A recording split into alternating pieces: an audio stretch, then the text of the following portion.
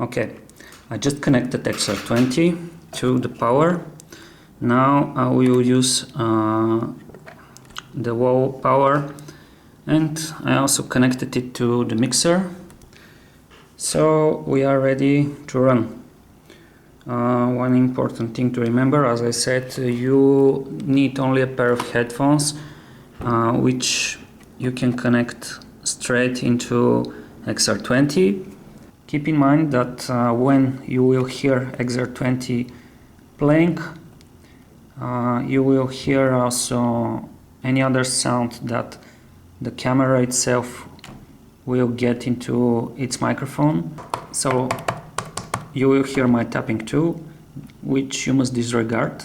Now let's switch it on. Now pressing the power button, and we're ready to go. So this is the screen that you will see when you first turn on your Akai XR20. The pads and some of the buttons are lit also, and this blue light, I don't know how you will see it on my video, but this blue light is really nostalgic for me because I had in the past one Sony Ericsson cell phone which screen used the same blue light, and I really loved this color. Okay, back on XR20. So what you're seeing here is the name of the currently selected pattern. This is the number of the pattern, this is the currently selected variation.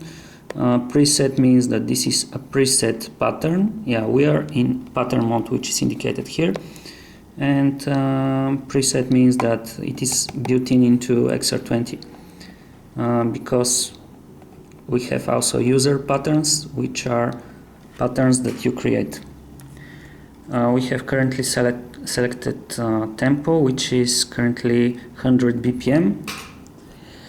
So here we have the quantizer setting showing. Yeah, very important thing. So something really cool about XR20, which of course the MPC also have. One is the quantizer, the other is the step sequencer. I will show this later. So here swing, I will show what is it later. So it shows that the swing is off and the currently selected part is drums. The tap tempos button is blinking along with the currently selected BPM. So if we select a faster BPM, this will blink faster, for example. Okay, selected this 208 BPM, blinking a lot faster. Now I just set 71 BPM, blinking a lot slower, but you get the idea. I really recommend you to read the menu, but of course, as everybody, when you get a new toy, you will not do this, and I'm not blaming you. I never did it in the beginning. So very quickly I will show you that you can edit the tempo by the BPM by holding the tap tempo button and using the jog dial, which is the same if you hold the tap tempo and use increment and decrement. Yeah, we have also auto repeat. Okay. So much for the controls. We have the machine ready to work, and now let's explain a little bit how the workflow in XR20 is organized. So basically, you can use XR20 in three ways. So one is finger drumming on the pads. So you perform live in this mode. You can, of course, program your patterns on the XR20, even create songs You can save up to 100 patterns, and along with the 100 preset patterns you can create up to 100 songs. These are the limitations of the machine. And the other way is that, of course, you can have an intermediate mode where you have part of your sequences programmed on the XR20 and you perform the other part yourself live. And finally, what you can do is to use XR20 as a drum expansion module. You can connect the MIDI out of your drum triggers, or in other words, your electronic drum set, to the MIDI in of XR20, and you can use the sound of XR20 that way. So, how do we use XR20 actually? The workflow. We have 3 layers of sounds here. So one, the drum layer, and this is basically bass drum, snare, and hi-hats. It could be the crash cymbal, whatever. So to make it more meaningful, one layer means that there are 12 samples loaded across the 12 pads. So when I press the drum layer, we have 12 sounds loaded here. When I press the other layer, we have another set of 12 samples.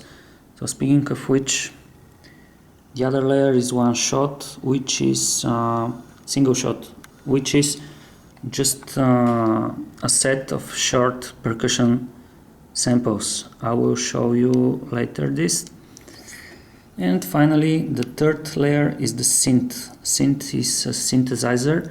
So unlike the shots and the drums, where across the pads, on each pad you have different sample, when you press the synth, what you have is only one sample chromatically transposed over the 12 pads. So as you can see here, along with the number of the pads, you have the notes. So C, C sharp, D, D sharp, E, F, etc. until B. And chromatically means that this keyboard became a piano keyboard, with the only difference is that it's not a linear keyboard. It is a set of 3 by 4 pads setup. I will show you later how you can use this. Funny in the beginning, it's strange, but it's a little bit more fun sometimes. By the way, something very important that I missed to point out is who can use this machine. So